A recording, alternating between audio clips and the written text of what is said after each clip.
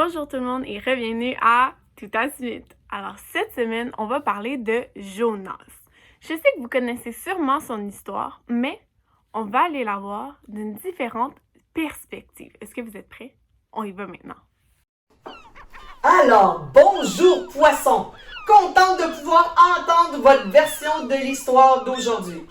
Ça vous convient si je vous appelle Poisson? C'est mon nom. Eh bien, allons directement plonger dans l'histoire. Plonger! Vraiment drôle. Alors, dites-moi, qu'est-il arrivé ce jour-là? Alors, ce jour-là, je nageais tout simplement. Je venais de déjeuner des escargots et des algues. On dit que les algues sont très bonnes pour la peau. Mais tout d'un coup, j'ai eu encore faim. À nouveau. Ah, pourquoi selon vous? Je me dis que c'est probablement Dieu qui m'a donné faim. Et il m'a guidé, alors que je nageais, vers un homme. Je me suis dit, la nourriture. Alors je l'ai avalé d'un coup. J'ai l'air d'un petit poisson, mais je suis un monstre. Que s'est-il passé après que vous ayez mangé l'homme? Alors je l'ai avalé tout d'un coup et je l'ai senti descendre et je crois qu'il s'est assis dans mon ventre. Ça devait être un peu dégoûtant pour lui. Je venais de manger des algues. Je vous ai dit que les algues c'était bon pour la peau. Oui. Je n'arrive pas à croire cette histoire. Oh là là! Je veux dire que vous ayez mangé un homme en entier, que vous l'ayez avalé sans le manger. Oh là là là là! Qui était dans votre estomac? Je note. Eh bien, ça a l'air incroyable, mais c'est une vraie histoire. Et je l'ai même, je crois bien, l'avoir entendu prier dans mon ventre. Hein? Comment pouvez-vous l'avoir entendu? Il n'y avait pas le bruit de l'océan? Oui, mais cette journée, après avoir avalé l'homme, je me suis sentie un peu malade. À vrai dire, je ne me sentais pas bien du tout. Oh là là! J'avais même, je crois que je devais aller aux toilettes. Oh, vous aviez comme le mal de mer? Oui, c'est ça. Ah, donc vous ne nagiez pas vraiment? Non, je me laissais flotter. Ah donc. Et combien de temps a duré cette aventure? 3 jours, je crois. Oui, 3 jours. 3 jours, oh là là, et ensuite, que s'est-il passé? Ah là, je ne me sentais pas bien du tout. Alors j'ai monté jusqu'à la surface et je croyais bien que j'allais vomir. Et est-ce que vous avez? J'ai vomi un homme en entier. D'un morceau, il était vivant et même un peu gluant. Ah, c'est incroyable! Oh! Où est-il allé? Je ne suis pas sûre, mais je crois bien l'avoir vu se diriger vers Minnie. Bien sûr, je ne suis jamais allée à Minnie, car je suis un poisson, je reste dans l'eau. Bien évidemment. Merci de nous avoir rejoints, Poisson, pour cette aventure fantastique. Vous m'avez complètement accroché à cette histoire. Oh, hilarant. Je dirais même que vous êtes toute une prise, madame. Oh, merci. Est-ce que vous avez aimé ça? C'est drôle, hein? C'est le poisson qui a donné sa perspective. On va aller voir Annie. Elle va nous raconter l'histoire telle qu'elle est dans la Bible.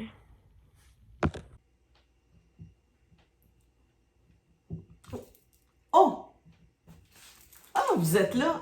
Hey, je suis en train d'écouter une chanson, c'est vraiment bon, sur l'amour de Dieu. Attendez, je vais vous faire écouter ça.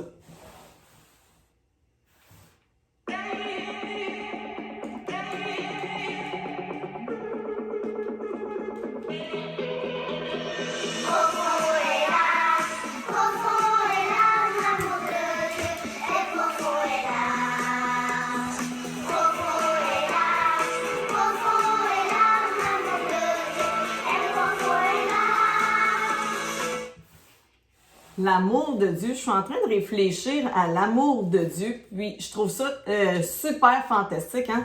L'amour de Dieu est si haut qu'on peut pas passer par-dessus, si profond qu'on peut pas passer en dessous, si large qu'on peut pas en faire le tour, mais si lumineux qu'on peut le voir dans tes yeux, et si brûlant qu'on peut pas le garder pour soi. Puis c'est vrai qu'on peut pas mesurer l'amour de Dieu. Alors, si on avait un ruban mesuré, là, puis qu'on essayait de mesurer l'amour de Dieu, c'est à l'infini dans tous les sens, hauteur, profondeur. Et c'est pour ça aussi que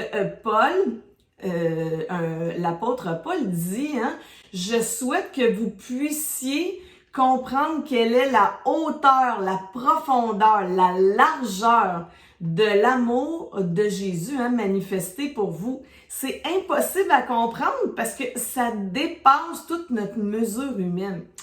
Et aujourd'hui, on parle de l'histoire de Jonas et je crois que l'histoire de Jonas, c'est un bel exemple de l'amour de Dieu pour Jonas et pour les gens de Ninive. Alors, Jonas, c'était un prophète et Dieu lui avait demandé d'aller à Ninive. Mais Jonas n'était pas très content et il aimait pas vraiment les gens de Ninive, au point où il a décidé d'aller complètement dans la direction opposée. Il est embarqué sur un bateau pour ne pas faire ce que Dieu lui demandait. Il dit, ben, il n'est pas question que je vais aller à Ninive.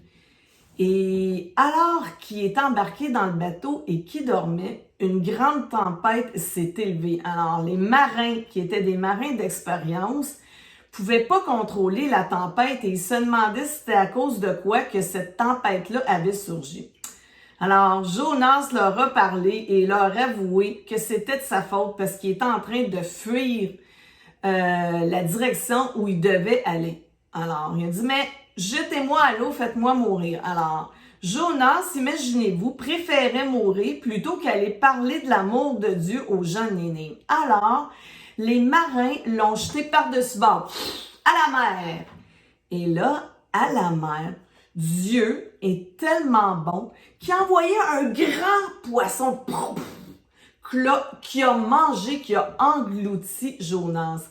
Et Jonas, dans le ventre du grand poisson, a réfléchi pendant 3 jours et 3 nuits. Et il a même fait une prière à Dieu.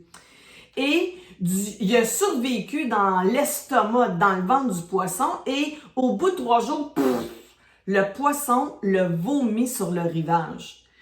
Et même là, Jonas n'était pas vraiment décidé et avait pas vraiment d'amour dans son cœur pour aller parler aux gens de Ninive.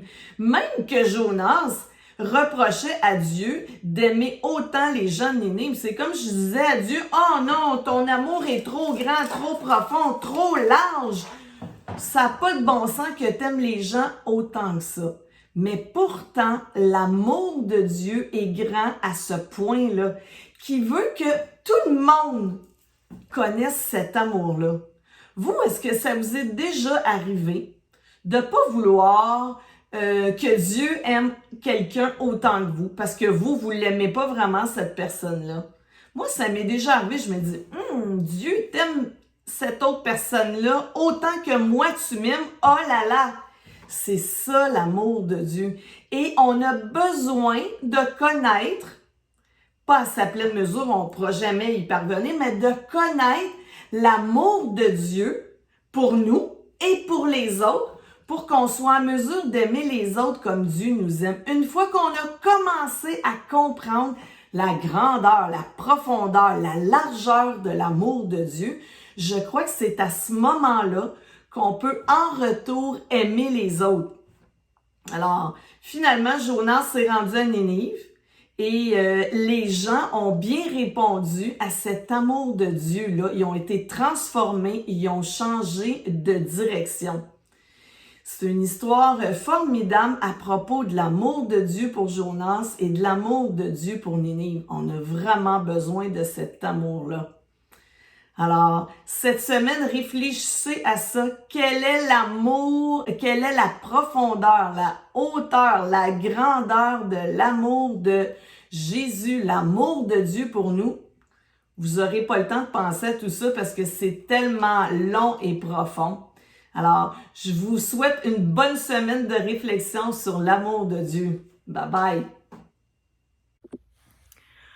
Wow. Moi, je trouve qu'Annie est vraiment bonne pour raconter l'histoire de la Bible. Qu'est-ce que vous en pensez, vous?